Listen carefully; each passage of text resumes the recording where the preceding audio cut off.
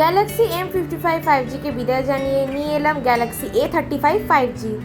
এটাতে আছে হচ্ছে সুপার অ্যামোলেড ডিসপ্লে, সঙ্গে আছে নাইট্রোগ্রাফি, সঙ্গে আছে ওয়াটার অ্যান্ড ডাস্ট রেজিস্ট্যান্ট, যেটা M55 ছিল না। 5000 mAh ব্যাটারি আছে, সঙ্গে 6.6 ইঞ্চের সুপার অ্যামোলেড এইচডি ডিসপ্লে আছে। স্যামসাং এর এক্সিনোস প্রসেসর আছে, যেটা কিনা M55 এর স্ন্যাপড্রাগন ছিল। সঙ্গে আছে 8GB র্যাম আর 256GB স্টোরেজ। বক্সের মধ্যে ছিল স্যামসাং এর ইউজার ম্যানুয়াল, সঙ্গে ছিল সিম খোলার জন্য একটা পিন, আর ছিল ডেটা কেবল। অ্যাডাপ্টার দেয়নি অ্যাজ ইউজুয়াল, অ্যাডাপ্টার নিজেকে কিনতে হবে, বাট বেব আমাকে দিয়েছিল, তাই আমাকে কিনতে হয়নি। ফোনটাকে খুলে নিচ্ছি, অলরেডি আমার খোলা হয়ে গেছিলো, বাট তোমাদের জন্য আমার রিক্রিয়েট করছি। ফোনটা খুলে নিলাম, ভীষণই সুন্দর, ভীষণই স্লিক দেখতে। এর পেছনটা হচ্ছে গ্লাস বডি, এর জন্য আলো রিফ্লেক্ট করছে, আর সাইড হচ্ছে মেটাল বডি। কালারটা ভীষণই সুন্দর, ল্যাভেন্ডার কালার, তোমরা তো জানোই আই পার্পল ইউ। এই ফোনের রিয়ার ক্যামেরা হচ্ছে 50+8+5, আর সঙ্গে ফ্রন্ট ক্যামেরা হচ্ছে 30 মেগাপিক্সেল।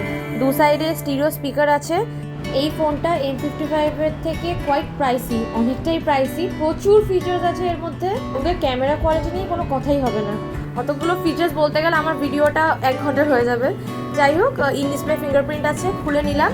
আর কম্পেয়ার যদি করতে হয় M55 এর সাথে, তোমাদেরকে আগের ভিডিওটা বলেছি, বাট তাও একবার এই ভিডিওটা দেখে দিচ্ছি।